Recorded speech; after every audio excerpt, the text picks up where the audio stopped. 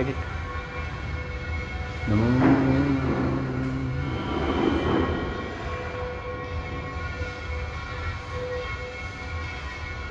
नमो अरिहन्ताणं नमो सिद्धाणं नमो आर्याणां नमो वज्रायाणां नमो लोये सव्वसाहोणम् एसो पञ्चनमुक्कारो सर्वपापप्रणाशनो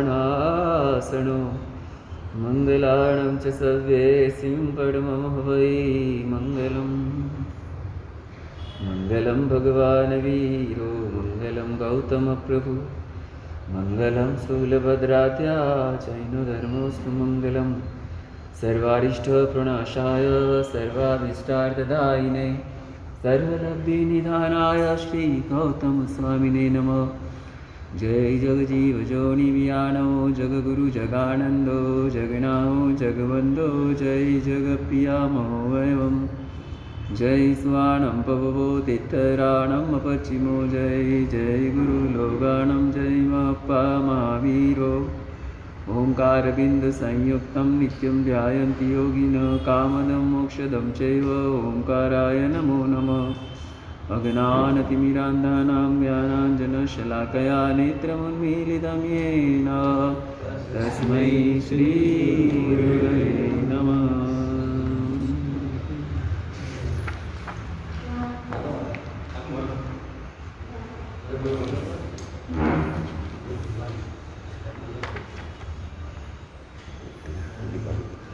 ओम ह्रीं नमो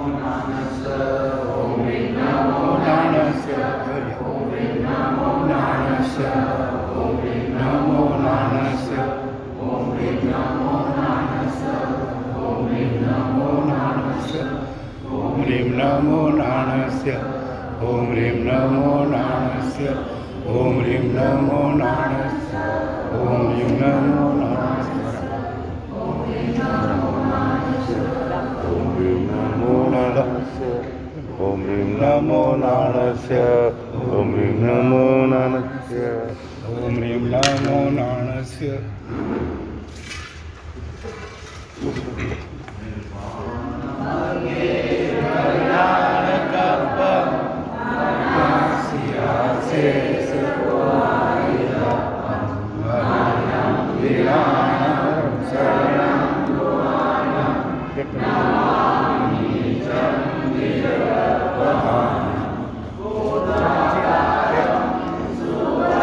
थाली अलग और नीचे फ्रंट पाँच करें अटर थाली गणपाल थाली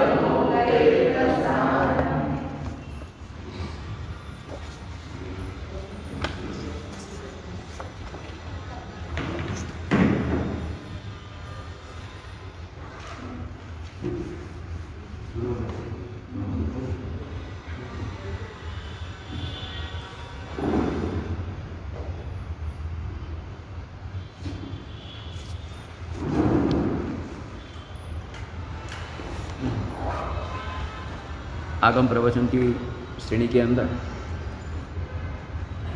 आज आगम नंबर 13 जिसका नाम है राज प्रश्नीय उपांग। रायप्प सेणीय जिसका दूसरा नाम है।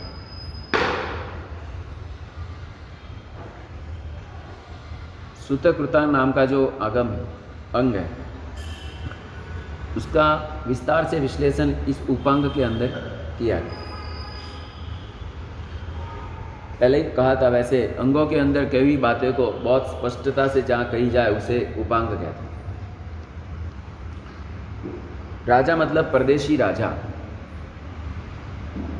जिसने केसी श्रवण के सामने पाशना प्रभु के परंपरा में आने वाले केसी गणधर नहीं थे वो, लेकिन वो केसी गणी के नाम से प्रचलित हुए, जो अवधि ज्ञान के स्वामी थे। ऐसे आचार्य भगवान के सामने जो उसने नास्तिकता भरे प्रश्न किए, उन सारे प्रश्नों का समाधान जिस ग्रंथ के अंदर है। साथ ही साथ वह परदेशी राजा एक समय का बहुत ही निर्दय व्यक्ति था। नास्तिकता भरी हुई थी। नास्तिकता और निर्दयता इतनी ठास के उसके जीवन में भरी हुई थी कि उसने अपने राज्य के अंदर, मिथिला नगरी का वह उस समय राज भी था, अपने राज्य के अंदर किसी भी तरह के जैन संतों का वह प्रवेश नहीं देता था। जैनाचार्यों का तो नाम भी नहीं लेता था। परभव, आत्मा, मोक्ष, ईश्वर, ये सब बंडलबाज बातें, ऐसी उसकी मान्यता थी। आधी से नहीं, पौनी से ज़्यादा जिंदगी उसने अपने राज्य के सुख के अंदर ही बिताई। लेकिन उनका जो मंत्री था, उस मंत्री के मन के अंदर बहुत ही चिंता होती थी कि मंत्री किसे कहते हैं, जो राजा राज्य दोनों की भलाई चाहे। तो मैं एक मंत्री हूँ तो मेरी एक फर्ज बनेगी कि राजा के जीवन के अंदर आस्तिकता ना आए तो कोई बात नहीं, नास्तिकता तो रहनी नहीं चाहिए। सदाचार ना आए तो कोई बात नहीं, दुराचार तो होना नहीं चाहिए। निर्मलता ना आए तो कोई बात नहीं, निर्दयता तो नहीं होनी चाहिए। अन्यथा राजकीय जो भी पाप होंगे, वो पाप का भार मेरे सर पे भी रहेगा, क्योंकि राजा और राज्य के सारे कारोबार किसके हाथ में होते हैं, तो क्या मंत्री के हाथ में। उसकी मंत्रणा से ही सारे कार्य आगे बढ़ते हैं, इसलिए उसका नाम ही मंत्री है। मंत्रणा करके काम आगे बढ़ाया जाता है। अब राजा ही अगर ऐसा रहेगा तो राज्य के नियम कैसे बनेंगे? राजा ही स्वयं व्यसनी है, निर्दयी है, नास्तिक है, तो प्रजा फिर ऐसी ही रहेगी और संस्कृति का विनाश हो जाएगा। इसलिए बहुत ही शालीनता से, समझदारी से राजा को धर्म के मार्ग पे लाना मेरे कर्तव्य में आता है। परिस्थिति विषम हो लेकिन मनस्थिति के अंदर समाधान हो तो परिस्थिति बदल भी जाती है। लेकिन परिस्थिति बहुत अच्छी हो और मन के अंदर विषमताएं हो तो अच्छी परिस्थिति भी बेकार बन जाती है। एक माता ने 80 साल की, 85 साल की होगी, तो अपने पोते को बोला कि बेटा, मेरे ज़माने में तो हरियाली बहुत थी, मकान भी एकदम स्वच्छ, बड़े बड़े, और स्वच्छ वातावरण दिखता था। अभी पूरा धुंधला धुंधला ही दिखता है, और इतने हद तक कि ये सूर्य भी कितना धुंधला हो गया, सूर्य की भी कोई झलक नहीं दिख रही है। वो बेटा सुनता है, बोलता है कि ये क्या बोल रही है, पूरा वातावरण धुंधला दिखता है इसमें। हो सकता है उम्र के कारण, लेकिन ये सूरज भी इसको धुंधला दिख रहा है, सूरज के अंदर भी इसको रोशनी बराबर नहीं दिख रही है। ऐसा क्यों हो रहा है? माता रोज उसको बोलती है, और वो उसने एक बार देखा कि गड़बड़ है कुछ, तो उसकी दादी ने जो चश्मा पहना था वो निकाला, और वो चश्मा पूरा बिगड़ा हुआ है, क्योंकि चश्मा पकड़ने की टेक्निक उसकी ऐसी थी, इधर से, और वो चश्मे में जो धूले लगी थी उसको कभी उसने साफ की नहीं, तो उससे वातावरण कैसा दिख रहा था? आपको समझ में आया मुझे क्या कहना है? कि अगर परिस्थिति थोड़ी नॉर्मल भी है लेकिन अपनी दृष्टि एबनॉर्मल हो तो दृष्टि के कारण सृष्टि भी ऐसी थी। और वातावरण कभी थोड़ा विषमता भरा हो, लेकिन अपने मन में समाधान की भावना चलती हो तो कार्य अपने लिए मुश्किल नहीं बनता। परदेसी राजा के मन के अंदर एक ही बात बैठी हुई है कि मानव का जन्म मिला है और राजकीय वैभव मिला है। हर किसी को ये चीज़ कोई मिलती नहीं है। ऐसी सुंदर नारी मिली है, ऐसी पटरानी मिली है, तो इसके पीछे सब त्याग करके निकल जाना या किसी में रस नहीं रखना है तो मूर्खता होगी। तो जगत के जितने ही वैभव है वो फालतू थोड़ी है। और शरीर मिला इतना मस्त तो उसका आनंद एक बार ले लेना चाहिए। पर वो किसने देखा है? उसके मन के अंदर ऐसी ही सोच चलती है। दूसरी नंबर की बात उसके दिमाग में बैठी हुई है कि पर्वों में जो भी जाते हैं वो अपने को कोई इतला करते नहीं, कोई इन्फॉर्मेशन करते नहीं, चाहे मैं कितना भी अच्छा किया उसके लिए। तो पर्वो नाम की चीज़ भी मुझे तो कोई लगती नहीं। और आत्मा भी कुछ नहीं है, खाली मन ही वही आत्मा है, अपनी इंद्रिय ही आत्मा है। अब ऐसी ऐसी उसमें मान्यता भरी थी। सुबुद्धि मंत्री के मन में होता है कि यह मान्यता मुझे बदलनी है, क्योंकि जब तक व्यक्ति की मान्यता नहीं बदलेंगे तब तक उसके जीवन के अंदर आचरणा सही तौर पे नहीं है। सही तौर की आचरण लानी तो मान्यता बदलनी है। एक बार ऐसा हुआ कि राज्य के बाजू के राज्य के अंदर कोई आचार्य भगवंत आए हुए, और आचार्य भगवंत को वंदन करने के लिए सुबुद्धि मंत्री गए। ये आचार्य अनेक शिष्यों के साथ परिवार है, वंदन करके फिर बैठा और राजा आचार्य ने भी देखा कि बाजू के काम का मंत्री आया।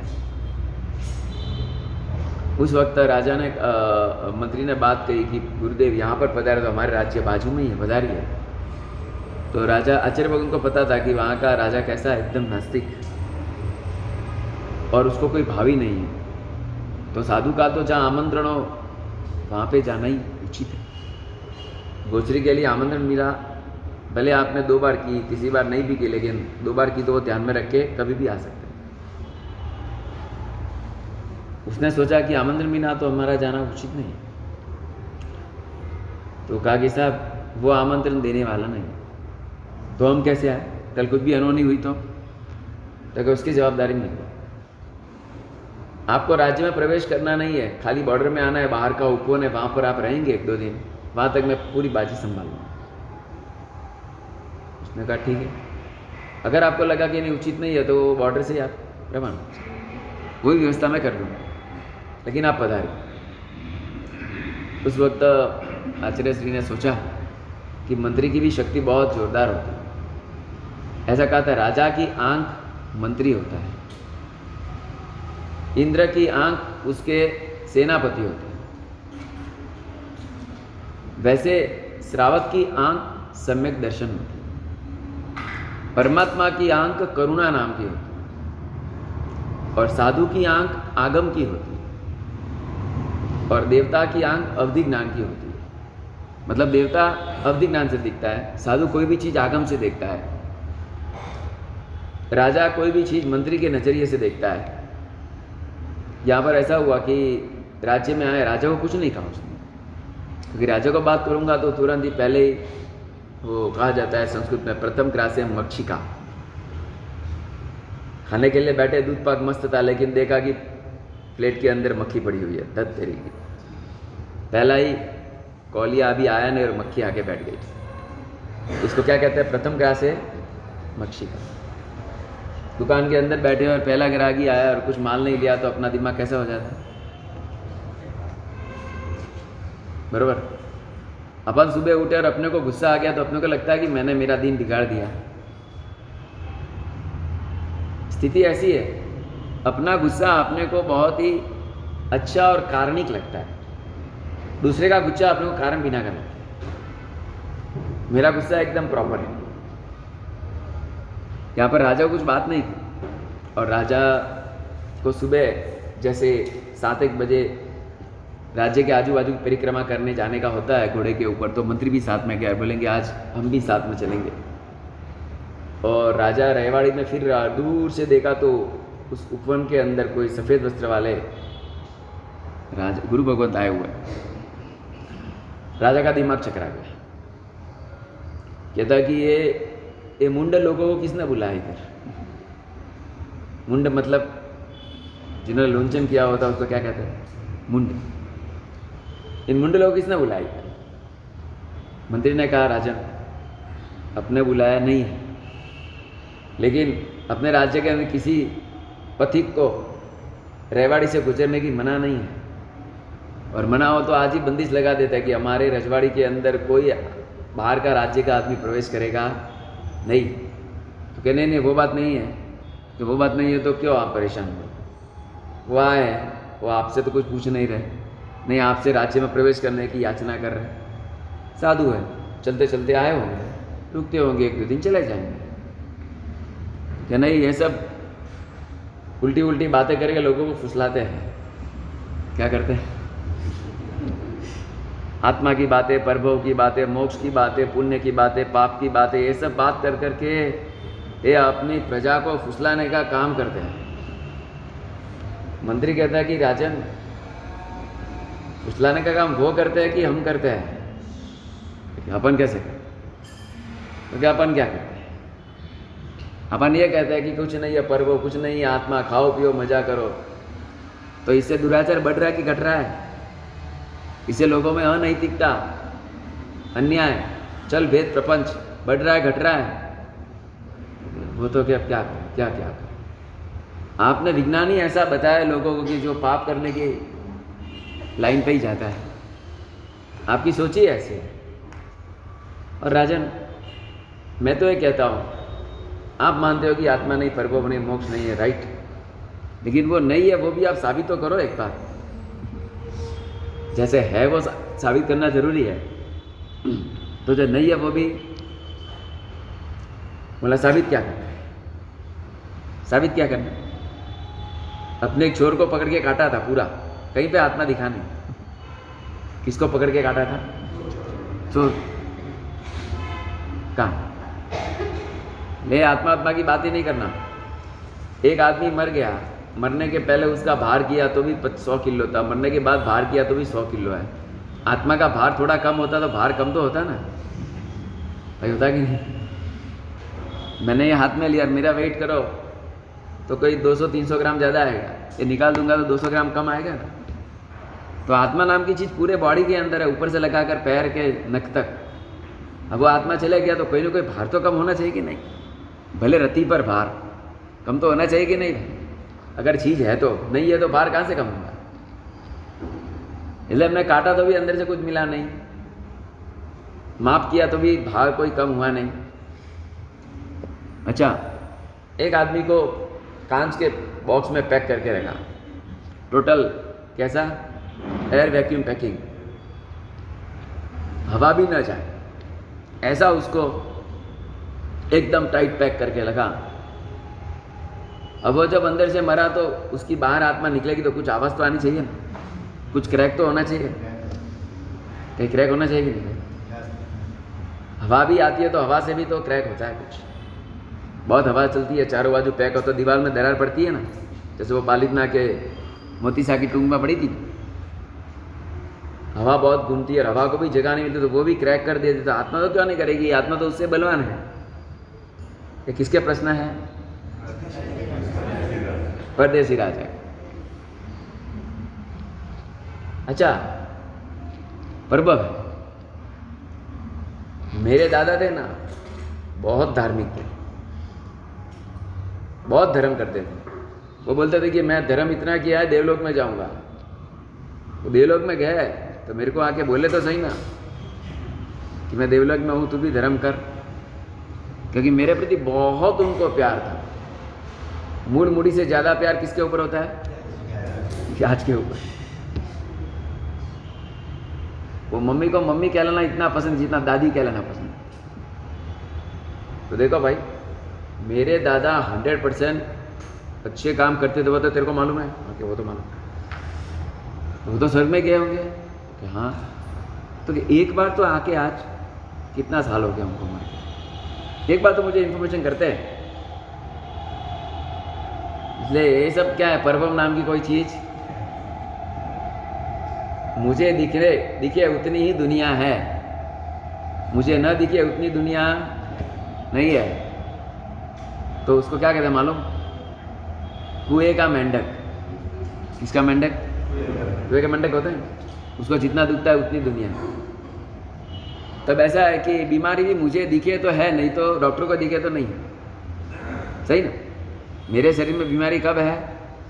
मुझे दिखे तो, डॉक्टर देखे तो बीमारी नहीं है। सही है भाई? सही की गलत? तो ब्लड टेस्ट अपने को ही करना पड़ेगा, बराबर है। दवा भी अपने को बनानी पड़ेगी, क्योंकि ब्लड में दिखेगा तो अपने को बीमारी मानना है, नहीं तो नहीं मानना है। हर बात में अपन अदृश्य के आधार पे ही जीते हैं।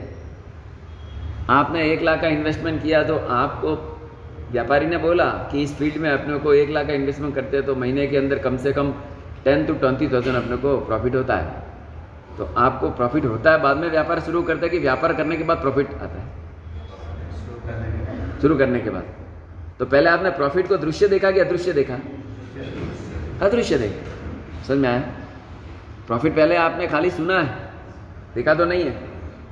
तो वो उसके अंदर रही हुई लाख रुपए की अंदर की 10,000 की प्रॉफिट आपने सुनी और आपने उसके ऊपर विश्वास किया, और पहली बार में 10,000 नहीं भी मिला लेकिन 5,000 ही मिला, तो भी आप 10,000 के इंतजार में रहेंगे। 1 महीना नहीं तो 2 महीना 3 महीने के बाद भी मुझे होगा। दवा लेते, दवा के अंदर लिखा हुआ होता है कि ये रोग निकालने वाली दवा, ऐसा लिखा हुआ होता है कि दवा का जो अंदर में रहा हुआ इंग्रेडिएंट्स है वो डॉक्टर देख के ही अपने को बोलता है कि इससे आपका रोग चले जाएगा। तो किसके आधार पर उन्होंने दवा ली? अपने ज्ञान के आधार पर कि डॉक्टर के ज्ञान के आधार पर? तो अपने लिए तो बीमारी जाना अदृश्य चीज है, वह जाएगी कि नहीं पता नहीं। तो उसी तरह आत्मा अदृश्य है, प्रभव अदृश्य है, प्रभु अदृश्य है, मोक्ष अदृश्य है, सिद्धशिला अदृश्य है, ये सारी अदृश्य चीजें हैं। आपने दही में कभी मक्खन देखा? दही में मक्खन देखा है? नहीं देखा कि नहीं? नहीं देखा। तो उसका मंथन क्यों करते हो? हाँ, है दृश्य रूप में है कि अदृश्य रूप में है? अदृश्य रूप। लेकिन हमको विश्वास है कि हमारे जितने भी पूर्वज थे सबने दही में से मक्खन निकाला है। हमारे जितने पूर्वज थे सबने दही में से मक्खन निकाला, तो मैं भी दही का मंथन करता हूँ, मक्खन निकलेगा। कुछ बातें ऐसी होती है जो पूर्वजों की परंपरा से हम स्वीकार करते हैं और परिणाम भी आता है। बीज में से झाड़ निकलेगा, किसान को मालूम है? मालूम है, लेकिन दृश्य रूप में मालूम कि अदृश्य रूप में मालूम है? दृश्य तो वो बीज बनेगा, पकेगा, झाड़ आएगा तब मालूम पड़ेगा कि हाँ ये झाड़ है। लेकिन पहले तो वो पूर्वजों के वचन पे रहता कि मेरे पिताजी किसान थे, वो भी ये बीज बोते थे, उसमें से अंकुरे फूटते थे, पत्ते आते थे, फूल आता था, फल आता था, इसलिए आज इतना बड़ा झाड़ बना है। वो 80 साल का बूढ़ा अपने घर के बाहर एक आम का झाड़ बो रहा था, आम का झाड़। वैसे भी आम का झाड़ जल्दी आता नहीं है, उसको टाइम लगता है। चंदन के झाड़ को बो तो 100 साल के बाद चंदन आता है। कितने साल के बाद? आम का बो तो 10, 15, 20 साल हो जाता है। अब वो वहाँ से कोई उसका मित्र गुजरा था, वो भी बुढ़ा था। वो बोल रहा है, अरे भाई हमने तो तुम्हारे मरवानो टाइम दिया, क्या अभी क्या आम बोने जा रहे हो? उसने कहा मेरे मरने का टाइम हो गया है, मैं मानता हूँ, लेकिन ये बड़ा जो झाड़ मुझे दिख रहा है ना, वो मेरे पूर्वजों ने किया है। तो मेरे पूर्वजों ने करके गए तो मुझे काम लग गया, तो मैं करके जाऊंगा तो आगे वाले को सहायता मिलेगी। तो जैसे पूर्वजों ने अगर ये सोचा होता कि हम तो बुढ़े हो गए, फिर वो तो काम कर नहीं सकते। स्वार्थ को सोचना ही मिथ्यात्व है, परार्थ को सोचना ही सम्यक्त्व है। इसके अंदर एक दृष्टांत आता है कि एक पिता ने अपने 4 बेटों को बोला कि भाई ये अपनी बहुत ही मंगलकारी गाय है, इसको आप अच्छी तरह संभालना। बहुत दूध अच्छा देती है, एकदम सक्षम दूध देती है, और इसको अच्छी तरह संभालना। और बोला कि चारों जने एक एक दिन इसको रखना और इसका अंदर का लाभ लेते हैं। तो अब क्या हुआ कि पहले दिन पहले भाई का नंबर आया, सबसे बड़ा था, तो उसने तो दूध बरोबर 2 टाइम ले लिया और उसने ऐसा समाधान कर लिया कि भाई कल ही पापा ने बहुत घास खिलाया है, इसके लिए आज घास नहीं देखे तो भी। अब दूसरे नंबर के हाथ में गई, तो उसने भी यही सोचा कि कल बड़े भैया ने घास खिलाई होगा, तो उसने खाली दूध दोया, घास तो खिलाया ही नहीं। तीसरे ने भी यही सोचा, चौथे ने भी यही सोचा। अब वो गाय कितने दिन चलेगी, कितने दिन चलेगी भाई? खाली दूध ही निकालते रहे, घास उसको बिल्कुल प्रोवाइड न करे, आउटपुट चालू है, इनपुट, तो फिर कैसे वो गाय का जीवन रहेगा? लेकिन किसी को ये विचार आया कि कल उन्होंने दूध दोया होगा, मैं घास ही दे दूँ ना, दूध क्यों दूँ? है ना, आदमी की समझदारी कैसी है। ऐसा कहा जाता है कि चींटी में भी वो समझदारी है खुद का क्या करना और क्या नहीं करना। हाँ, इतनी नहीं जितनी मानव को है। तो मानव के अंदर भी वो समझदारी है कि कितना करना क्या नहीं करना, लेकिन वो अवसर आता है तो दिमाग काम करने लग जाता है। तो किसी ने कल बोला मुझे कि महाराज साहब आज तक एक भी आंबिल किया नहीं है, लेकिन वो 51 आंबिल का पचकान तो ले लिया है,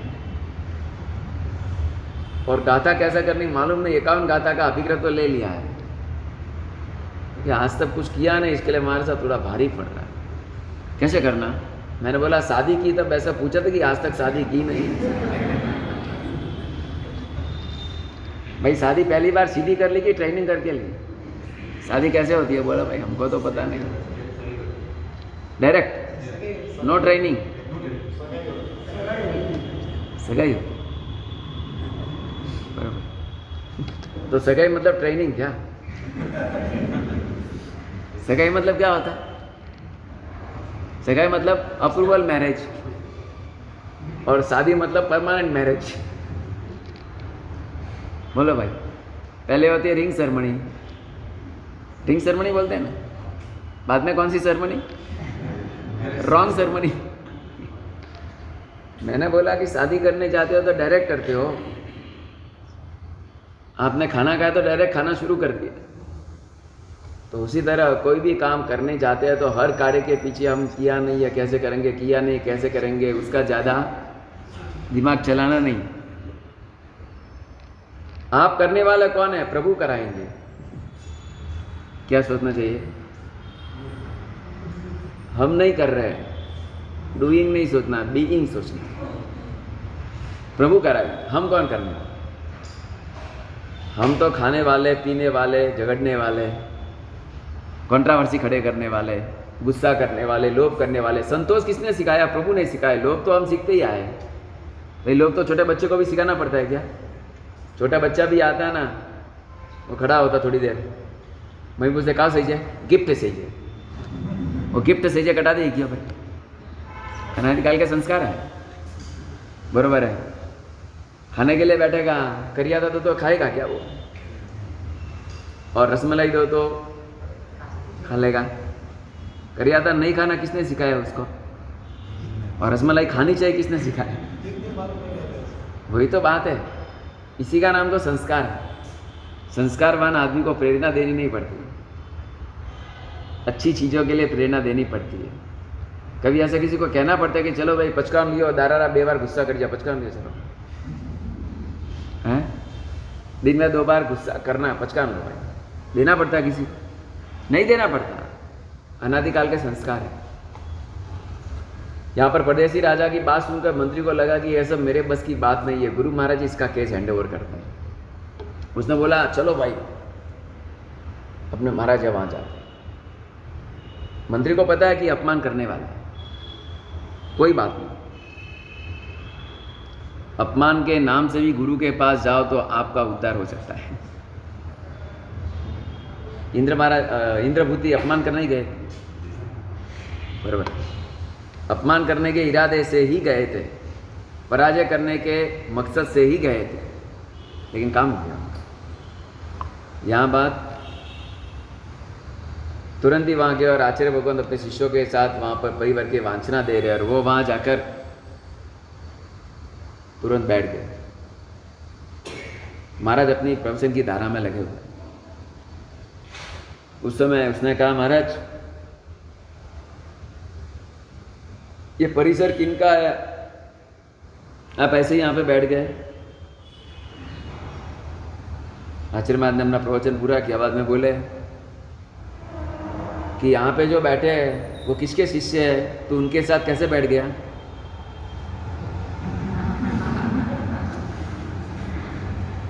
वो अचंभे में गिर गया कि महाराज साहब ही लॉजिक बोल रहे हैं। तू जैसे मुझे उचित का पूछ रहा है, तूने उचित किया कि कहीं पे भी दो लोग बातें करते तो वहाँ जाके बैठना नहीं, क्या बीच में पूछना नहीं। और दूसरे नंबर की बात राजन, ये कंजर्वेंसी है। क्या है मालूम है कंजर्वेंसी क्या होता है? दो घर के बीच का जो भाग होता है ना, उसमें किसी एक की मालिकी, वो आने जाने वाले का रास्ता है, वहाँ कोई भी आ जा सकता, वहाँ कोई मकान बना नहीं सकता। हाँ, उसमें कोई ऐसा मेजरमेंट लिया होगी वहाँ तक उसका मकान है तो वो अलग बात है, लेकिन अगर बीच का रास्ता हो तो उसको कंजर्वेंसी कहेंगे। तो आने जाने का मार्ग है, यहाँ से कोई भी पति आ जा सकता है, तो इसका मालिक कौन है? वो और भी चौंक गए कि महाराज ये सब बात जाने दो, ये सब धर्म भरम की बात आप बंद कर दो। सब आत्मा बात्मा कुछ नहीं है, परभव कुछ नहीं है, मोक्ष कुछ नहीं है, खाओ पियो आनंद में रहो, ऐसी बातें शुरू कर दी। उस समय आचार्य महाराज ने कहा कि राजन तू इतना तो कह कि तेरे राज्य के अंदर सब राजा ही है कि कोई रंक भी है? भाई राजा मैं अकेला ही हूँ, बाकी कौन है? क्योंकि बाकी मेरे प्रजाजन है, सब एक जैसे अमीर है कि एक जैसे गरीब है कि एक जैसे मध्यम वर्गीय है? कैसे है? अच्छा सभी रोगी है कि सभी निरोगी और स्वस्थ है? कैसे है? अच्छा सभी एकदम सुरूपवान है कि कोई कुरूपवान भी है? कैसे है? अच्छा किसी को एक संतान है, किसी को संतान भी नहीं है, फर्क है कि नहीं सब में?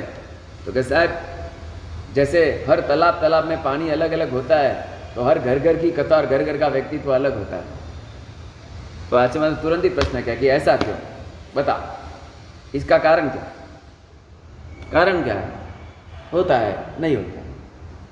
राजा ने कहा ऐसे नहीं कह सकते, कारण बिना के कोई कार्य जगत में नहीं होता है। आपने समझो कि आम का बीज बोया तो आम आएगा कि नीम आएगा? कभी ऐसा देखा कि आम का बीज बोया नीम आया, नीम का बीज बोया आम आया? ऐसा कभी हुआ? ऐसा कभी नहीं होगा। आपने कभी देखा कि शेरनी के पेट में से कुत्ता निकला? आपने क्या देखा मानव के पेट में से सुअर निकला? भाई ऐसा कोई साइंस निकला है कि नहीं? हाँ, कुतिया के पेट में से शेर निकला, ऐसा कभी देखा आप? कभी नहीं देखे। तात्पर्य यह है कि भाई जैसा कारण होता है वैसा ही कार्य होता है, कारण बिना कभी कार्य नहीं होता। एकदम नीले बादल और बारिश बहुत जोरदार बरस रही, ऐसा कभी देखा क्या? ऐसा कभी नहीं देखोगे, क्योंकि जोरदार बारिश बरसने के लिए बादल के पानी से भरा हुआ होना जरूरी है, और वो भरेगा कब? तो क्या काला काला वैसा होगा तो भरा हुआ ऐसा लगेगा। एकदम नीला आसमान होगा तो पानी नहीं है, वो नक्की है, तो पानी नहीं है तो बरसेगा नहीं, वो भी नक्की है। तो कार्य कब होता है? कारण होता है। तो मनुष्य की जाति मनुष्य में से पैदा होगी, शेर की जाति शेर में से पैदा होगी, आम की प्राप्ति आम के झाड़ में से होगी, वृक्ष बीज में से होगी, नीम की प्राप्ति नीम के उसमें से होगी। वैसे ही हर जगत के हर कार्य के पीछे हर निर्णीत कार्य फिक्स्ड है। तो ठीक ऐसी बात है राजन कि तेरे राज्य में कोई एकदम गरीब है, कोई एकदम मध्यम वर्गीय है, कोई एकदम समर्थ श्रेष्ठी है, तो तीनों ने कुछ न कुछ पुण्य के पाप किए, वो मानना पड़ेगा कि नहीं? राजन चुप बैठ गया, जवाब देने के लिए उसके पास शब्द नहीं है। आगे बढ़ के उसने कहा कि राजन एक बात करूं तुझे, और एक महत्व की बात, एक ही कुल के अंदर एक ही माँ को एक ही समय में 2 संतान होती है। उसमें एक संतान एकदम कद्रूपी होती है, दूसरी संतान एकदम सद्रूपी होती है, सुंदर रूप वाली होती है। इतना ही नहीं, आगे बढ़ के एक एकदम बुद्धिशाली होता है, दूसरा बुद्धि बिना का होता है। एक योग साधना में आगे बढ़ता है, एक भोग व्यवहार में आगे बढ़ता है। ऐसे फर्क एक ही परिवार के अंदर तुझे दिखते हैं कि नहीं? राजन बोलता दिखते हैं। ऐसा क्यों? अब एक व्यक्ति के अंदर दो डिफरेंस बताता हूं तुझे कि तूने आज खाया एकदम तुझे बहुत अच्छा पच गया, और कल खाया तुझे नहीं पचा। इसका कारण क्या? तो क्या ज़्यादा खा लिया होगा, अजीर्ण हो गया इसलिए। चलो मान लिया, हो सकता है। लेकिन कभी कभार ऐसा भी होता है कि कुछ भी अजीर्ण नहीं होता, फिर भी शरीर में दुविधा आती है राजन। तो क्या हाँ? अच्छा, कभी ऐसा हुआ कि तेने शत्रुओं के साथ युद्ध किया, उसमें सामने वाले का सैन्य तुझसे बढ़कर था, फिर भी तेरा विजय हो गया? हाँ महाराज, ऐसा तो विजय मेरा बहुत बार हो गया, बहुत बार हुआ। कभी पराजय भी हुआ होगा? तो क्या हाँ? कभी कभार ऐसा भी कि सामने वाले का सैन्य कम था, फिर भी मुझे हारना पड़ा। और कभी ऐसा भी सामने वाले का सैन्य ज़्यादा था और मुझे जीतने का आया। ऐसा क्यों? राजा चुप। राजा के पास कोई जवाब नहीं। राजा कह रहे महाराज आत्मा बताओ ना, आत्मा का है। इसको क्या बोलते हैं? कुतर्क। ऑनलाइन पे नहीं चलता, टॉपिक को एकदम डाइवर्स कर देता है। गुरु बोल रहे हैं राजन मैं आत्मा की ओर ही जा रहा हूँ और कहीं नहीं जा रहा हूँ, मैं आत्मा की सिद्धि के मार्ग पे ही चल रहा हूँ। तो महाराज वो अंदर है बहुत काटा रो चोर को, उसी को पकड़ के बैठा है। कुतर्क के पास क्या होता है? मात्र शब्दों का आश्रय होता है, संवेदना नाम की चीज उसके पास नहीं। तो अच्छा, आचार्य भगवान ने उसी का एग्जाम्पल लेके उसको पीटा। बहुत बार कैसा होता है, सामने वाले के एग्जाम्पल से अपने को फाइट करनी पड़ती है, उसके दिमाग में बात बैठती है, बाकी अच्छा। राजन मैं तुमको पूछता हूँ, तल में तेल होता है कि नहीं? होता है। लकड़ा होता है, खेर का लकड़ा, उसमें आग होती है कि नहीं? ओके, होती है। जंगल के पत्ते होते हैं, उसमें आग होती है कि नहीं? तो क्या उसमें तो आग नहीं? अच्छा, कोई बात नहीं। लकड़े में आग होती है, तल में तेल होता है? होता है। अच्छा, तो तुम्हें काम करना, लकड़े को काटना पूरा और उसमें से आग निकालना। भाई लकड़े को काटने में आग निकलेगी अंदर से? कभी नहीं निकलेगी। तल का कटिंग करो, तल के पीस का, उसमें से तेल निकलेगा? तो क्या करना पड़ेगा? आप लकड़ों को घिसोगे, घर्षण होगा तो उसमें से आग निकलेगी। इसलिए जंगलों में आग लगती है ना, जैसे बेल्जियम कैलिफोर्निया में कितने लंबे लंबे क्षेत्रों के अंदर 14,000 किलोमीटर के एरिया के अंदर। ये क्या होता है पता है आपको? घर्षण। पत्ते और पत्ती घसाते हैं ना तो आग पैदा हो, लकड़े घिसते तो आग पैदा हो। अभी आग पैदा होने के कारण लकड़े है, लेकिन लकड़े को काटेंगे तो आग कभी नहीं निकलेगी। ठीक इसी तरह तल के अंदर भी पीसने का काम करोगे, तल को बरोबर पी लोगे तो तेल निकलेगा, ऐसे कोई तेल निकलेगा नहीं।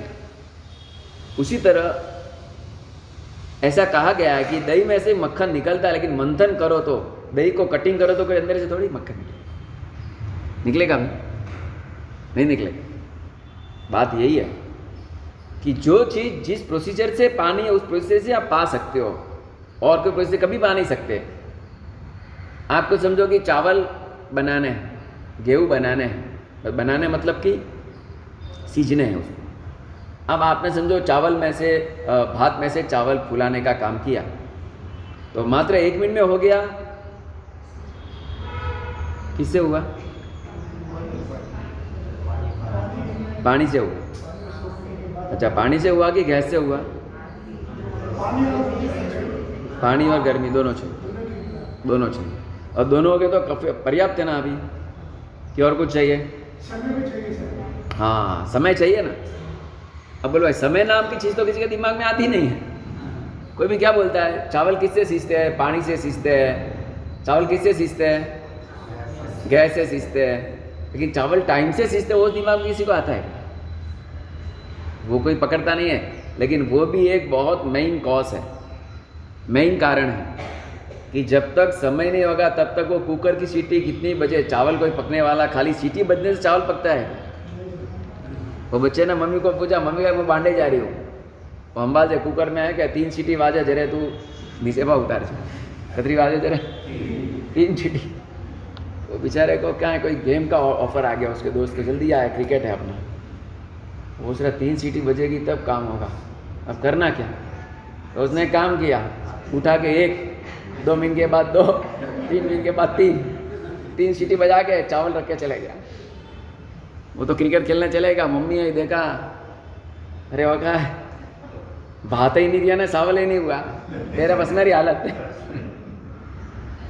चावल के दाने थे वो तो कच्चे पक्के हो गए, चावल भी नहीं बना, भात भी नहीं बना और चावल भी नहीं रहा, धान्य भी गया, भोजन भी गया, दोनों गया।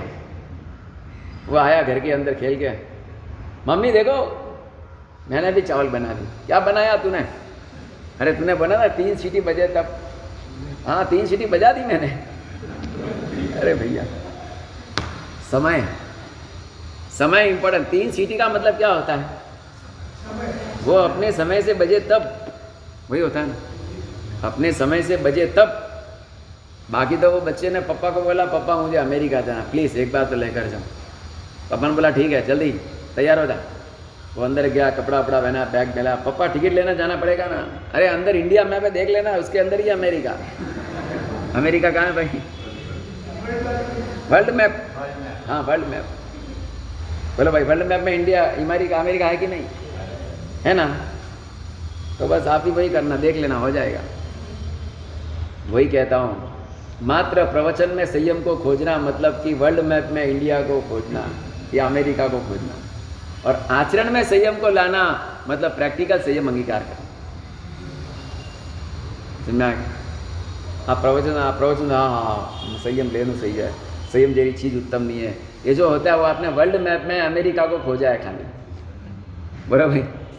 लेकिन लाइफ लेवल पे अमेरिका को कब खोजोगे? तो जब संयम अंगीकार करने के तीव्र परिणाम खड़े करेंगे तब। परदेसी राजा तो आचार्य भगवान की बात सुनते ही रह गए, और उसको लगा कि बात में तथ्य जरूर है। अपने अंतर में रहे हुए अनेक वर्षों के नहीं, अनेक भवों के मोह को दूर करने की ताकत एक प्रवचन रूपी टॉर्च लाइट में। अंधकार घोर होता है ना जंगल में, चलते चलते लड़खड़ाते हैं, इतना भयंकर अंधकार है कि चल नहीं सकते, डर लगता है। लेकिन उस वक्त कोई एक टॉर्च दे दे तो अपने को कितना बड़ा सहारा मिल जाता है।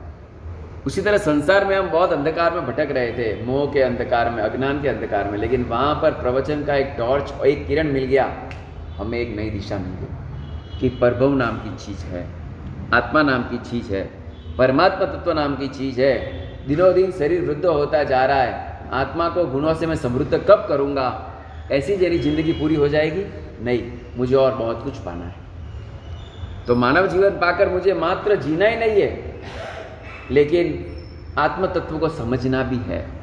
परदेसी राजा ने सुना, और उस वक्त आचार्य भगवंत आत्मा की सिद्धि करने के लिए ऐसे ऐसे एग्जाम्पल देते रहे। बाद में उसने बोला हमारा वो सब ठीक है, लेकिन भार तो कम होना चाहिए ना।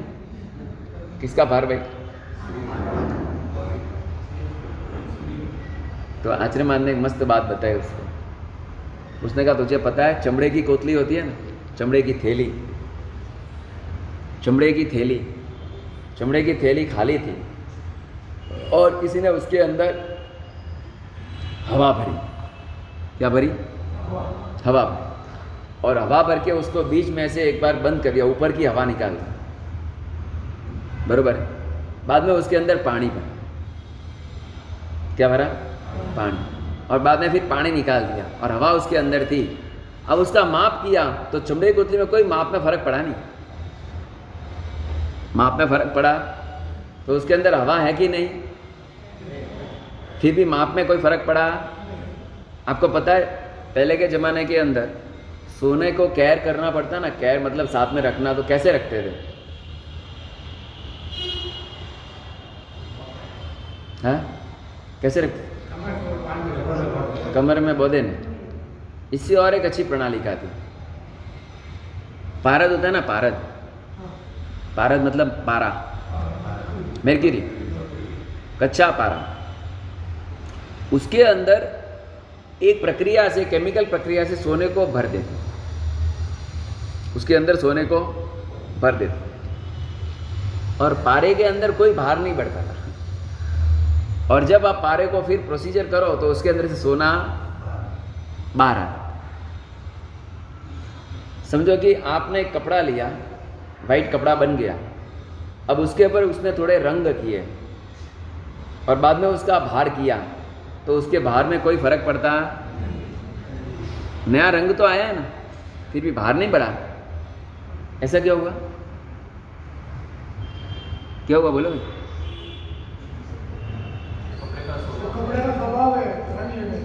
रंग लेने का स्वभाव है, बरोबर है, लेकिन उसने रंग नाम की चीज तो ली ना, फिर भी भार तो बढ़ा नहीं ना। कहने का मतलब यह है कि रंग तो रूपी चीज है। कैसी चीज है? रूपी है ना, जो दिखे वो रूपी, जो न दिखे वो अरूपी। तो रूपी चीज आने पर भी भार बढ़ता नहीं है, तो अरूपी चीज आए और भार न बढ़े या घटे तो उसमें कोई बड़ी बात नहीं है, उसमें आश्चर्य करने जैसा नहीं है। तो चीज है मतलब भार होना ही चाहिए, वो नहीं होता, इसका सिद्ध ही हो। चीज है मतलब भार होना ही चाहिए, वैसा कभी नहीं होता है। समझो कि आपने अपने बाल सब निकाल दिए और बाल का वेट किया तो आया 50 ग्राम, बाद में उसके ऊपर डाई की और बाद में वेट किया तो कोई खास फर्क नहीं पड़ेगा।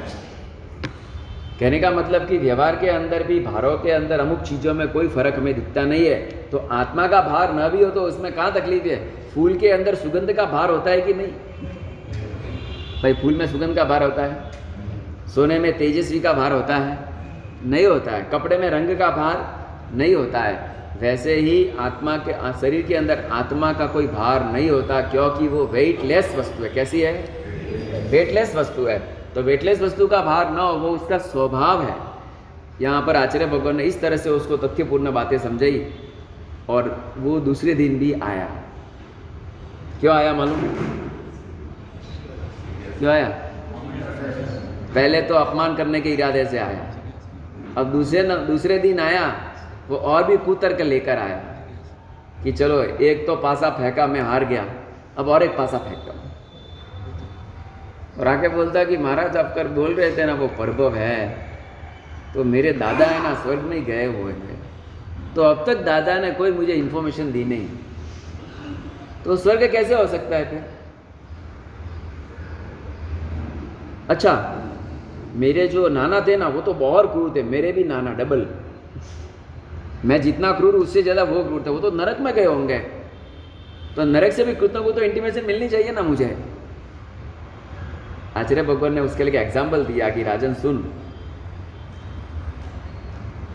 तू समझ कि कोई अपने राज्य के आजू बाजू में बहुत नृत्य चल रहे हैं और वहाँ पर नृत्य देख रहा है, और तूने टाइम दिया राज्य का कि मैं राज्य के अंदर दोपहर को 2 बजे आऊँगा, और नृत्य इतना सुंदर चला, इतना सुंदर गीत चला, ऐसे वाजिंत्र चले, और वहाँ पर तुझे थाली के अंदर, सोने की थाली में सुंदर मिष्टान्न भोजन दिए गए, और तेरे आजू बाजू आके लोग पंखा डालने लगे, और वहाँ पर इतना सुंदर नृत्य चला, भक्ति चली, उस समय तेरा समय कैसे पसार हो गया और तूने राज्य में 2 बजे हाजिरी दी?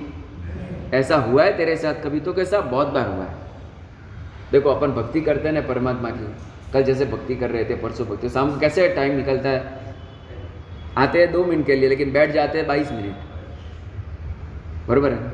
और ऐसे ही जाएंगे तो 2 मिनट जाएंगे तो 1.5 मिनट में आएंगे, लेकिन कोई माहौल बनता है तो कैसा होता है, बराबर है।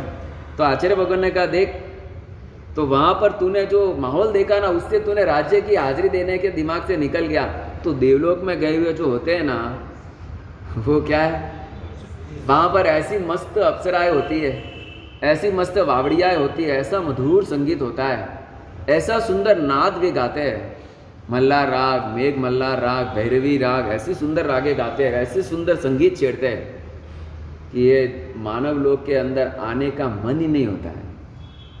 और ऊपर से देखता भी तो उसको क्या दिखता है? दुर्गंध का नाड़ा दिखता है। मानव लोग क्या दिखता है?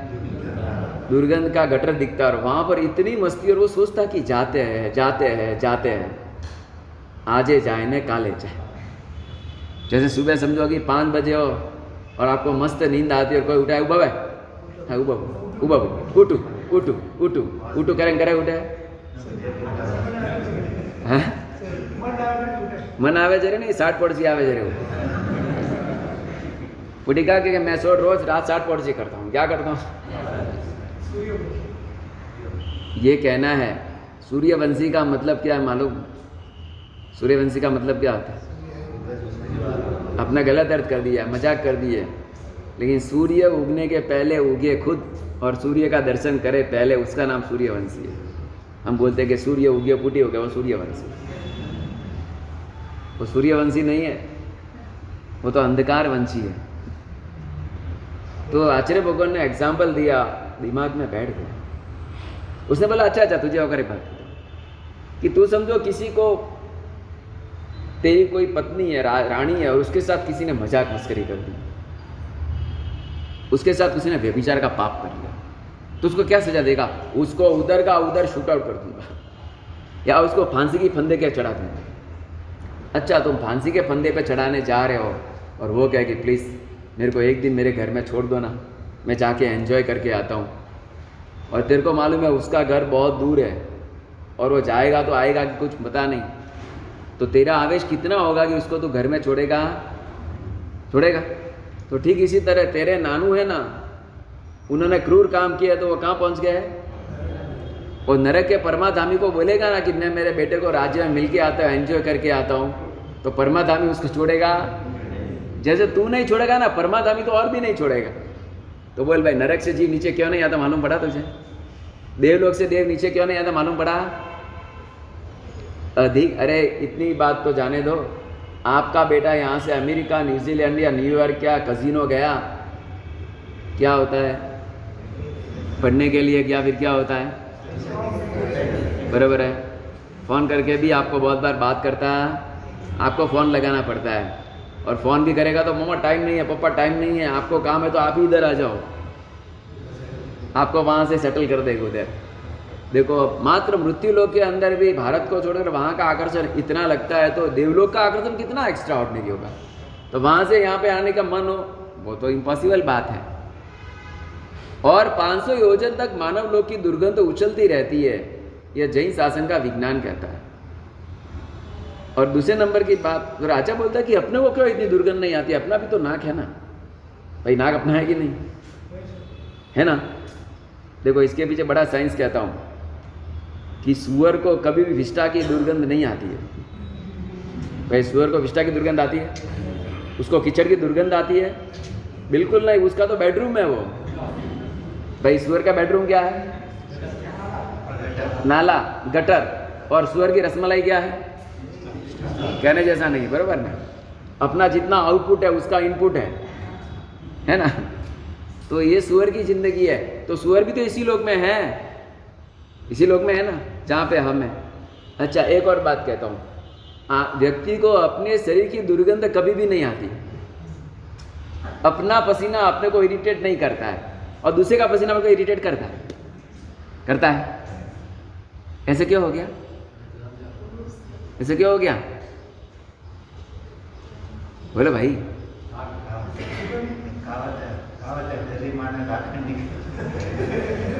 गरी माने डाकन नहीं कहनो तो कहना वो ने कहनो क्या? सही बात है। उपदेश माला में इसके लिए एक एग्जाम्पल दिया है कि वो शेरनी होती है कि सियालन होती है ना, वो अपने बेटे को बहुत भद्रिक मानती है। अपना बेटा कैसा लगता है उसको, और वो शेरनी का बेटा दूसरों को कैसा लगता है? क्रूर लगता है ना। शेर क्रूर, टाइगर क्रूर, बरोबर है। लेकिन शेरनी को अपना बच्चा कैसा लगता है? एकदम soft, is my daughter, is my son, ऐसा भाव रहा हुआ है ना।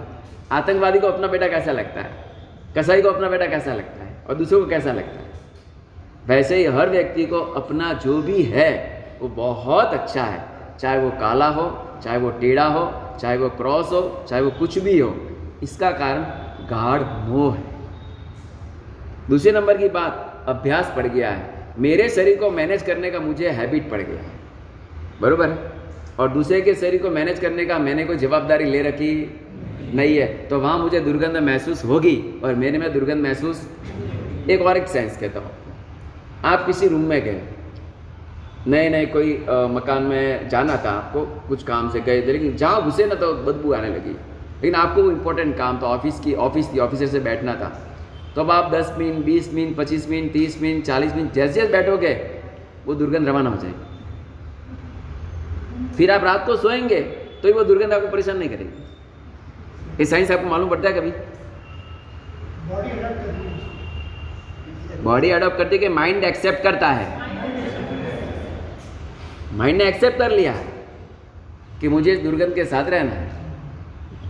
पहली बार आए तो अरे इतनी बात आ गई, और दूसरी बार तीसरी बार एक्सेप्टेड हो गया। ये माइंड का अपना साइंस है, ये जनरल साइंस है हर किसी के लिए। सुगंध के लिए भी ऐसे ही समझो, हमारे जाप के रूम में आते हैं, पहले कितनी सुगंध आवे छे हमारा सब, પછી वो सुगंध कहीं चले जाता है, एक्सेप्टेड। फिर वो पॉजिटिव भी नहीं आता, नेगेटिव, वो एकदम लाइफ हो जाती है। ऐसे हर स्थान में बनता है। कोई व्यक्ति के शरीर भी ऐसे होता है कि वो आने के साथ मालूम पड़ जाता है कि ये दुर्गंध इस आदमी की है, उसका एड्रेस हो जाता है, लेकिन फिर भी वो यूज्ड टू हो जाता है। तो कहने का मतलब कि देवलोक में गया हुआ आत्मा, उसको वहाँ पे इतना आनंद आता है कि वो यहाँ पर आने के लिए तैयार नहीं होता है, और यहाँ के रहा हुआ मानव भी आके दुर्गंध को मैनेज कर लेता, क्योंकि उसके अभ्यास में आ गया। और देव के अभ्यास में नहीं आया, फर्क इतना ही, अपने अभ्यास में आ गया, अपने लाइफ का पार्ट्स बन गया है। ए पार्ट ऑफ माई लाइफ ऐसा हो गया है अपने को। जो प्रसूति करती है जो बहनें वगैरह, तो वहाँ दुर्गंध ही चलते हॉस्पिटल के अंदर, तो भी वे लोग उसके साथ ही रहते हैं, और अपन पहली बार जाते तो कितनी बदबू आती है, क्योंकि हमने स्वीकार नहीं किया। मतलब इसका एक लॉजिक तो पक्का हो गया कि जहाँ स्वीकार करोगे वहाँ सुख प्रकट हो जाएगा, और जहाँ इनकार करोगे वहाँ दुख के सिवा कुछ प्रकट नहीं होगा। जिससे आपको आत्मीयता होगी वो दुख भी अच्छा लगेगा, और जिसमें परायापन होगा वो सुख भी बुरा लगेगा, सुख भी बुरा लगेगा। अच्छा बुक है क्या? ठीक है, पढ़ लेना भाई, बुक तो बहुत पढ़ी, अपने मन को पढ़ना सीखो। पुस्तकें बहुत पढ़ी, अपने परिणाम को पढ़ना सीखो। प्रवचन भी बहुत सुने, लेकिन अपने अंतर की आवाज़ क्या बोल रही है उसको भी तो जरा पकड़ो। हाँ, प्रवचन नहीं जो परिवर्तन न लाए, भोजन नहीं जो तृप्ति न लाए, दवा नहीं जो स्वास्थ्य न दे। बोलो भाई, धर्म नहीं, बोलो धर्म नहीं जो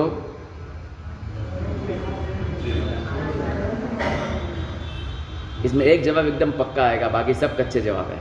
जो कर्म को न खपाए, तो कर्म खपता है कि नहीं खपता आप लोग कैसे मालूम पड़ेगा?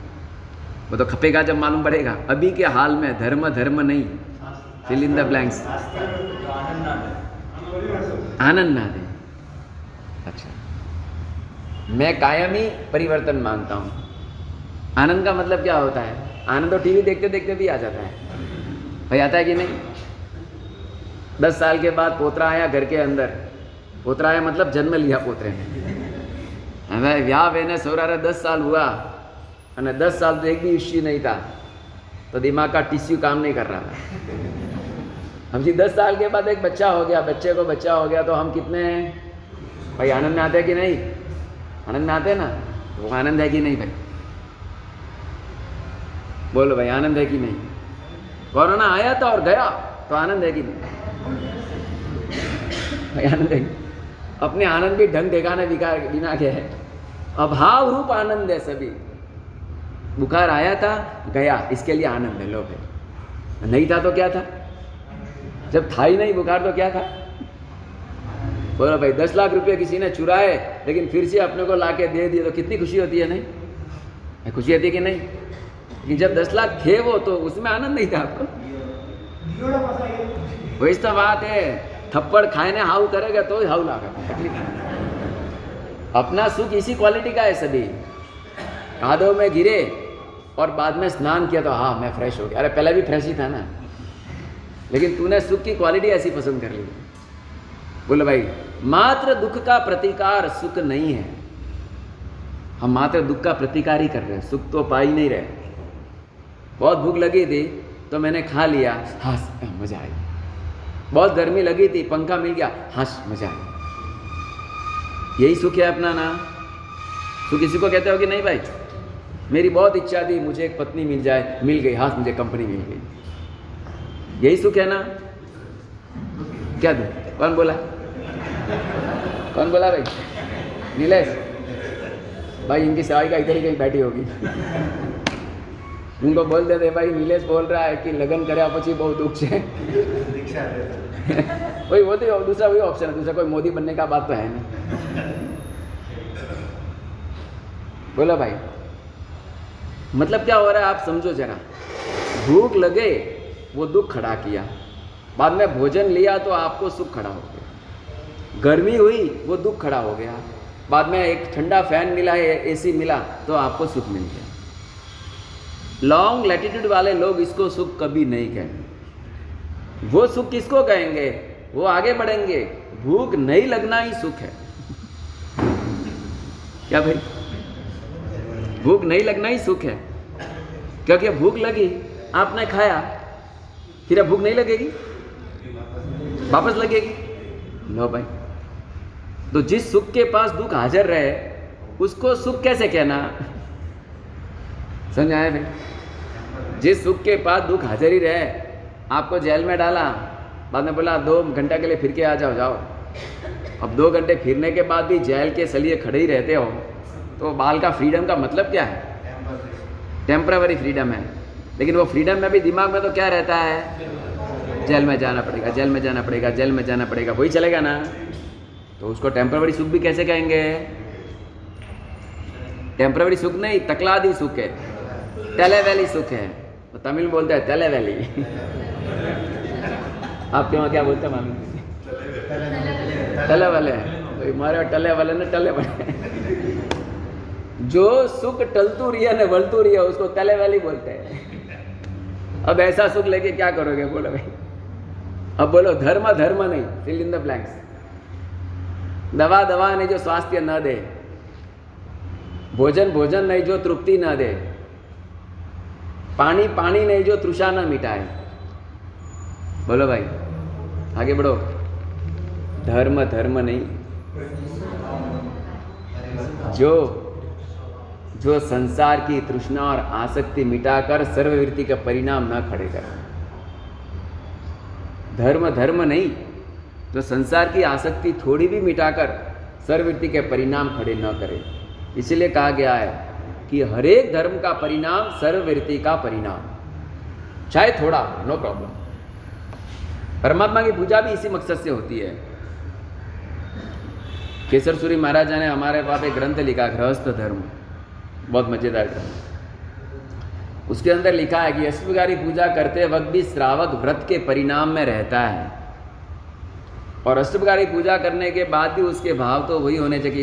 इस अष्टप्रकारी पूजा के प्रभाव से मेरे को संसार की आसक्ति टले। परमात्मा के आगे नैवेद्य क्यों धरते हो भाई? भगवान को खिलाना है, भगवान खाएंगे क्या? पुजारी खाएगा, उसके लिए देते हो। अपना तो वो इंटेंशन नहीं होता कि पुजारी को देना है, अपने को क्या इंटेंशन होता है? भगवान को देना है। तो भगवान तो खाएंगे नहीं, अब क्या करना? उससे अच्छा इतना सारा पैसा भंडार में डाल दे, 100 रुपया, तो भी चलेगा ना? ये चलेगा कि नहीं? आइडिया अच्छा है, टेंशन भी नहीं। कोई कोरोना वोरोना आ गया तो उससे अच्छा 100 रुपया डाल देना। बोलो भाई, वहाँ लिखा है मुझे जिस नैवेद्य पे ज़्यादा मोह, वो नैवेद्य मुझे रोज चढ़ाना चाहिए। तो प्रभु के आगे नैवेद्य धरने का उद्देश्य आहार की आसक्ति छोड़ने का है। परमात्मा के आगे अक्षत रखने का उद्देश्य धान्य के ऊपर की आसक्ति, और चावल सफ़ेद है तो मेरे में शुक्लिमा आए, कषाय मेरे दूर हो, वैसे भावों से सब चढ़ाना है। तो कोई भी द्रव्य धर्मी भाव को लेकर आए तो द्रव्य धर्म सार्थक है। और वैसे रोज करते करते करते करते वीरती के परिणाम धीरे धीरे धीरे धीरे खड़े होते हैं, और वो खड़े होते हैं तो आप भाव श्रावक हो, नहीं तो नहीं। तो क्या हमारे साथ वीरती के भाव आए ही नहीं तो भाव श्रावकपना नहीं है? शास्त्रकार कहते कि नहीं है। आपको भले न आए, लेकिन इतना तो आना चाहिए कि अगर जाने जैसा है तो संयम जीवन में ही जाने जैसा है। मुझे पहले भाव नहीं आ रहा, लेकिन लेने जैसा तो क्या है, ये भाव भी बन जाए तो नो प्रॉब्लम, पास। लेकिन वो भी ना बने, बिल्कुल ना बने, तो उसको द्रव्य ही कहना पड़ेगा। तो धर्म धर्म नहीं जो संसार की तृष्णा न मिटाए। धर्म धर्म वही है जो संसार की तृष्णा मिटाए। एक बार तृष्णा मिट जाती है तो अंदर की सारी लेशियाएं सुंदर बनने लग जाती हैं। जब तक तृष्णा नहीं मिटती तब तक लेशिया बिगड़ती ही रहेगी। किसी को अलग अलग कोटि की तृष्णाएं होती है, पैसे की होती है, कपड़े की होती है, खाने की होती है, संबंधों की होती है, अपने सीट की होती है, कोई ना कोई तृष्णा होती है। किसी को तृष्णा कैसी होती है मालूम, मुझे कोई बुलाए, मुझे कोई बुलाए, वो तृष्णा होती है, हरदम सम्मान की बुद्धि। तो ये बात हुई। परदेसी राजा ने गुरु महाराज के पास आके पूछा तो देव और नारद क्यों नहीं आते, उसके मस्त कैसे प्रैक्टिकल लॉजिक समझाए। बोलता शास्त्र में लिखा है तो आगे सुनेगा नहीं कोई, लेकिन व्यवहार में कैसे होता है उसका एग्जाम्पल दिया तो परदेसी राजा के दिमाग में बात फंस गई, खड़ा हो गया। बनते आपने मेरे जीवन के अंदर मात्र 3 दिन के प्रवचनों में एक नई गाइडलाइंस और नई दिशा मुझे दे दी। आत्मा है, मैंने मान लिया, अब मैं मेरी आत्मा का उद्धार करना चाहता हूँ, अब मैं संसार से निस्तार पाना चाहता हूँ। गुरु ने देख लिया लोहा एकदम बराबर है भाई, हमें क्या करना भाई, थोड़ा मार, गरम नहीं हुआ तरक नहीं मारना, गरम वेज राइस मारना है, शेप होता है नहीं तो लोहे में गरम नहीं हो तो मारो तो क्या होता है, पूरा इधर उधर हो जाता है। शेप लेना हो तो ठीक इसी तरह आचार्य भगवान ने अभी कहा कि राजन तू रोज आता रहे, और रोज आते रहे और मन के अंदर श्रद्धा का पुष्प खिलने लगा, संयम की सुवास आने लगी, और घर के अंदर राज्य के अंदर उसका इतना रस रहा नहीं, क्योंकि परभव क्या है पता चल गया, मोक्ष क्या है पता चल गया। जो चीज़ मेरे सामने अदृश्य है वही मेरा सर्वस्व है, यह सत्य का पता चल गया। जो दृश्य है वो नाशवंत है, जो अदृश्य है वो शाश्वत है। जो दृश्य है वो, भाई समझ में आ रहा है, ये प्रॉब्लम समझ में आया? जो दृश्य है वो और जो अदृश्य है वो कैसे? हाँ, शरीर दृश्य है लेकिन वो कहाँ जाएगा? मसोड़े भेगू। और आत्मा अदृश्य, तो वो कहाँ जाएगा? परम पद को पाएगा, परलोक को पाएगा। ऐसे भावों के अंदर वे बढ़े और अदृश्य की साधना करने के इरादे से राज्य में उनका रस थोड़ा कम हो गया। उसकी पत्नी थी सूर्यकांता। सूर्यकांता संस्कृत में कहते हैं, गुजराती में सूर्यकांता। उसको मन के अंदर एक खटक गया कि पहले ये रोज इंटरेस्ट बहुत लेते थे, लेकिन अभी तो राज्य के अंदर ठंडे बैठे रहते हैं, मेरे से भी इतनी बातें नहीं करते, बस अपनी धुन में ही रहते हैं। ये धुन और ये पागलपन किसने लाया है? महाराज साहब। भाई किसने लाया? महाराज साहब। तो वो बारंबार उनको बोलती रहती है, ऐसे ऐसे सामने एक प्रयोग करती है, लेकिन कोई फर्क नहीं पड़ता है। सूर्याब ने इस तरह के उसके चैन चाले के ऐसी ऐसी उसके साथ हरकतें की, लेकिन इसके हृदय में कोई खास फर्क नहीं पड़ता है। एक बार इसने कहा, परदेसी राजा ने कहा कि सूर्यकांता, ऐसे भी अपने वृद्ध लोग तो अन्य, और जब आयुष्य पूरा होने आता है और वृद्धावस्था आती है तो संन्यास्त आश्रम स्वीकारते थे। क्या स्वीकारते थे? संन्यास्त, वनवास। 4 वो प्रस्थान होते हैं ना। हाँ, पहला कौन सा होता है? ब्रह्मचर्य आश्रम, गृहस्थ आश्रम, वानप्रस्थ आश्रम, संन्यास आश्रम। ऐसा हिंदुओं में एक उन्होंने प्रोटोकॉल बना दिया। अपने वहाँ ऐसा नहीं, अपने वहाँ तो बाल्य वय में भी संन्यास ले सकते हैं। वो तो क्या है, थोड़ा बचने का उपाय। किसका उपाय भाई? भाई दीक्षा करे ले जाओ, मीठालाल जी करे ले जाओ। उदय आए ए भगवान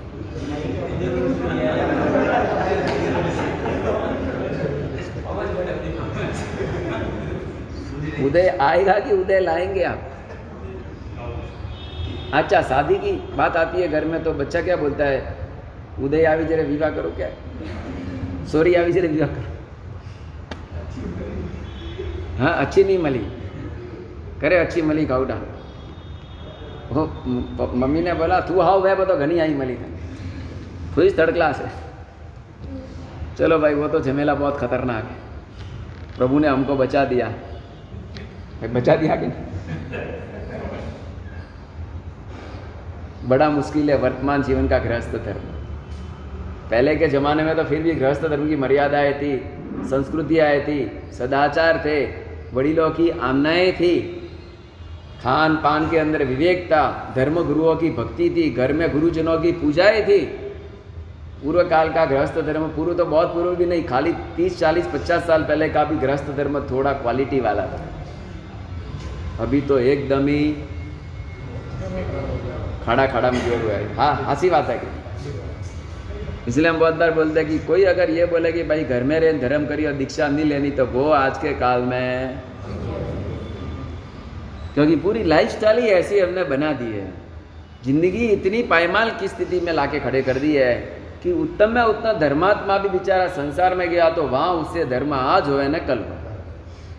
वो करना चाहे फिर भी नहीं होगा, मात्र श्रद्धा टिक सकती है, बाकी आपका संयम टिकना आज के गृहस्थ धर्म में इम्पॉसिबल है।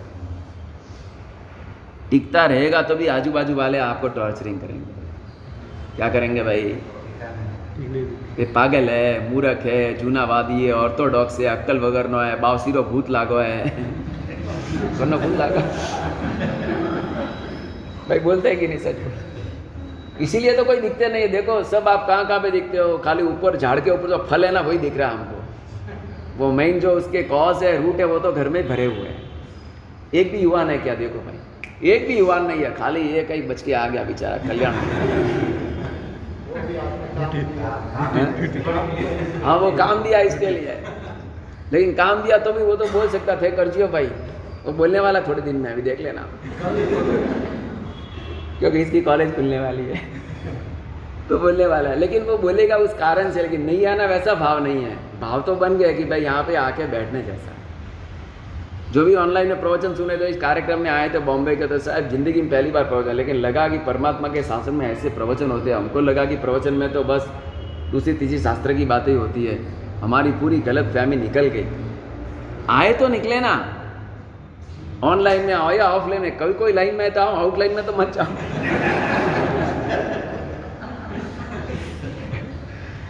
सही बात है कि आप निर्णय करो कल से बहने और आप थोड़ी बुआली ने थोड़ी सोरी नहीं स्मेलो ते घरे જ રહેજો, અને थे तोरा सोरा ने जमाई नहीं मिलो ते घरे જ રહેજો।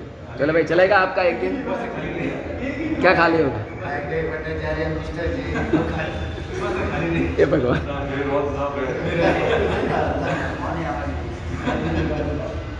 आप उनको यहाँ पर छोड़ने आना, इसको मुँह थने छोड़वा અને ઉપર બેરાવાન જાજો પાકા। हाँ ना, बहुत को मारू। चलो, छोड़ने का काम आपका, बांधने का काम हमारा। लेकिन एक बार ग्राहक को बैठा तो सही हमारी दुकान में। हाँ, ग्राहक लाओ तो सही। हाँ, मान क्या बोले भाई, माल देखी तो टापड़ी क्या। घनी बार खाने का मन नहीं होता है ना, लेकिन दिखाओ खाओ खाओ खाओ तो तुरंत मन हो जाता है। बहुत बार हमको क्या दोपहर को खाने का मूड नहीं था, हमारे शिष्य आते, हमारे सब देखो तो सही क्या करो। तो नजर डाला, बाद में बोलते हमारे सब बैसो तो सही। हम वहाँ पर है, हमको दो तो हमको भी थोड़ा अच्छा लगेगा, तो हमको बैठा देते। बाद में बोलते हमारे साहब आपके पात्रे में रखा है, आपको भाई तो खाने तो कोई बात नहीं। बोला अच्छी सल्सनशिप है। फिर क्या होता, धीरे धीरे टुकड़ा जाता है, दूसरा जाता, तीसरा जाता है, पेट भर जाता है। मुझे कहना है कि माल देखोगे तो मन होगा। आपके बेटे को भेजो, आपके जमाई को भेजो, आपके भाई के बच्चे को भेजो। एक दिन बोलना कि आज कपल व्याख्यान है। कौन सा व्याख्यान है? कपल व्याख्यान मतलब हाँ, जोड़ा, जो ट्रबल दूर करे, उस व्याख्यान का नाम है कपल व्याख्यान। बोलो भाई, एप्पल का मोबाइल बाद में लाना, पहले कपल का प्रवचन तो सुन लो। कौन सा मोबाइल, एप्पल का कि मौसम्बी का, किसका? एक दिन आप अपने कपल को भेजो, युवानों को भेजो, युवतियों को भेजो, तो उनको लगेगा कि भाई ट्राई करो, मेहनत करो, पुरुषार्थ करो, तो शासन के आगे नए नए काम होंगे।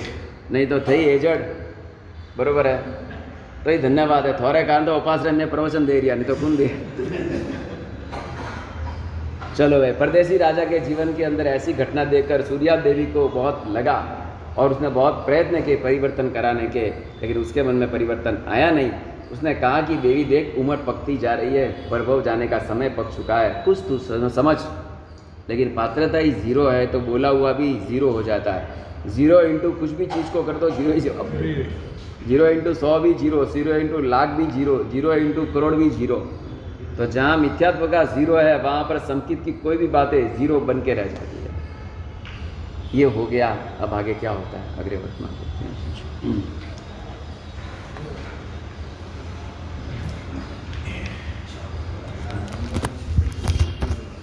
धर्मनाथ भगवान की जय।